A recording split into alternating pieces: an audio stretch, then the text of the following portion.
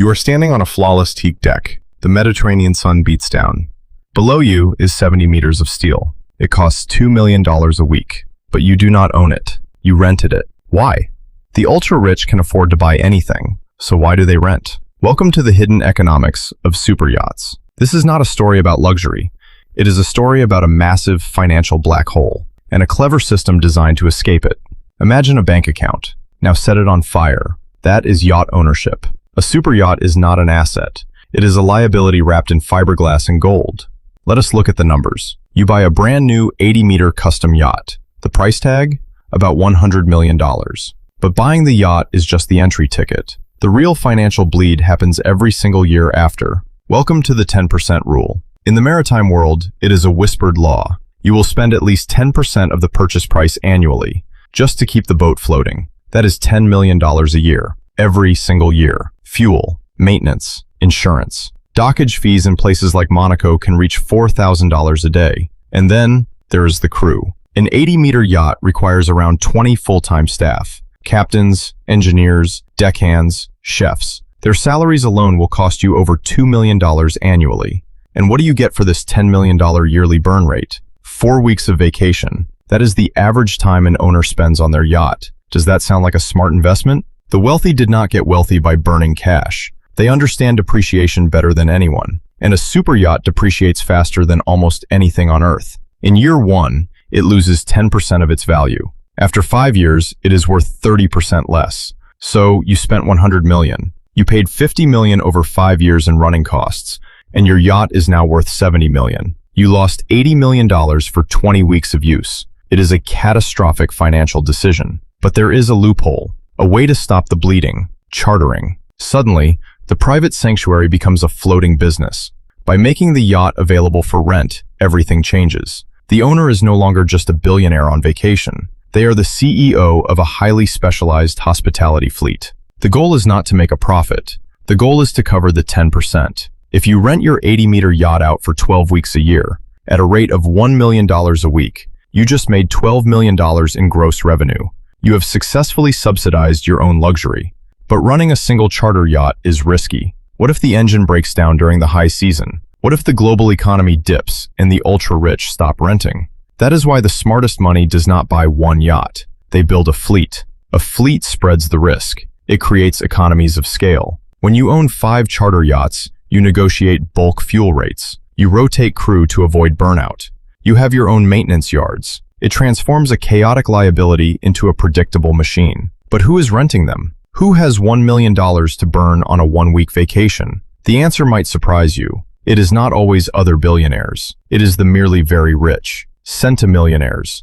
Tech founders who just cashed out. Hedge fund managers having a good record year. People who have $50 million in the bank. They are rich enough to rent, but smart enough to know they cannot afford to buy. Why buy the cow when the milk is served to you on a silver platter by a private chef? Let us talk about taxes. This is where the fleet model becomes truly brilliant. If a yacht is purely for personal use, it is subject to massive luxury taxes. Value-added tax in Europe can add 20% to the purchase price. That is a $20 million tax bill on a $100 million boat. But if the yacht is a commercial vessel, if it is registered as a charter business, those taxes can be deferred, reduced, or entirely eliminated. The vessel buys fuel at commercial rates. It claims maintenance as a business expense. The billionaire is not paying for a yacht. Their charter corporation is operating an asset. The legal structure is a labyrinth of offshore shell companies. The yacht is built in Germany, registered in the Cayman Islands, owned by a trust in Guernsey, managed by a brokerage in Monaco, all designed to ensure the true owner remains invisible and untaxed. But managing a commercial fleet of superyachts is not like running a hotel. A hotel stays in one place. A yacht fleet must constantly chase the sun. In the summer, they cluster in the Mediterranean, Saint-Tropez, Ibiza, the Amalfi Coast. But as October approaches, the sea gets cold. The fleet must migrate. A massive transatlantic crossing to the Caribbean, St. Bart's, Antigua, the Bahamas. This relocation is called a repositioning cruise. It costs hundreds of thousands of dollars in fuel alone, and it generates zero revenue. The ships travel empty save for the crew. The logistics are staggering. Provisions must be ordered months in advance. Spare parts flown to remote islands. If a water maker fails in the middle of the Exumas, the charter is ruined. And a ruined charter means returning $1 million, plus paying massive penalties. This is the razor-thin edge of the superyacht business. One bad season can sink the entire financial structure. So, the fleet owner must keep the ships moving. They must keep the wealthy renters booking. It relies entirely on an illusion. The illusion that the renter is the master of the universe. For 1 week, they are the king of the sea, while the true owner, sitting in a boardroom somewhere, smiles, because the renter is paying for the king's castle. Are they renting a vacation or funding someone else's empire? Look closely at the psychology of the ultra-rich. Why not just stay in a luxury resort? A resort has one critical flaw: other people. A superyacht is a floating privacy fortress.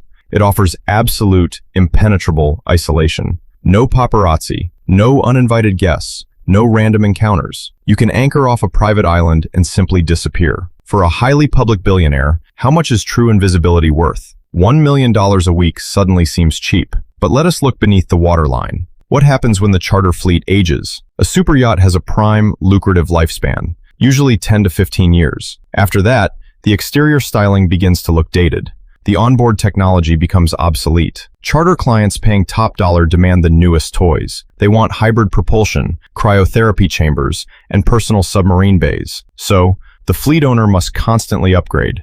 They must offload the older, less desirable vessels. Who buys a 15-year-old superyacht? The newly wealthy, the aspirational billionaires. They buy the highly depreciated asset, thinking they got a massive discount. In reality, they just inherited the $10 million annual burn rate.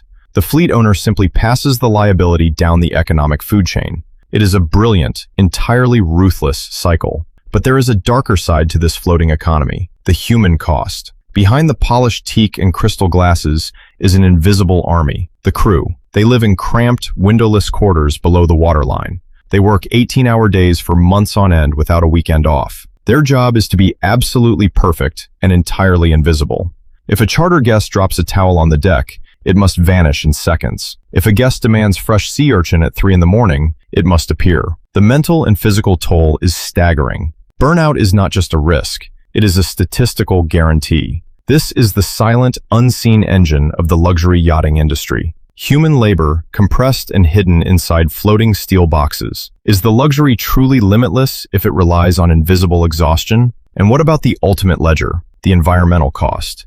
A single superyacht emits over 7,000 tons of carbon a year. That is 1,500 times more than an average family car. Multiply that by a commercial fleet of 10 vessels. The environmental footprint is colossal. The industry is currently pushing the illusion of green yachting, solar panels on the top deck, battery banks, synthetic fuels. But pushing a 3,000-ton steel palace through the ocean requires energy. Massive, unavoidable, violent amounts of energy. Greenwashing cannot hide the basic physics of water resistance and drag. So we return to the central mystery: the true owners, the fleet magnates. They have cracked an economic code most will never understand.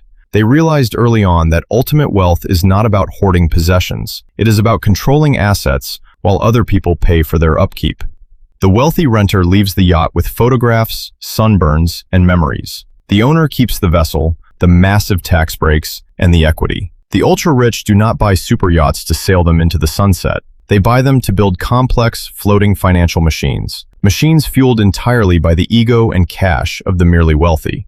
Next time you see a massive white ship anchored on the horizon, do not ask who owns it. Ask who is paying for it today. Because in the shadowy economy of the oceans, the real masters are rarely on board.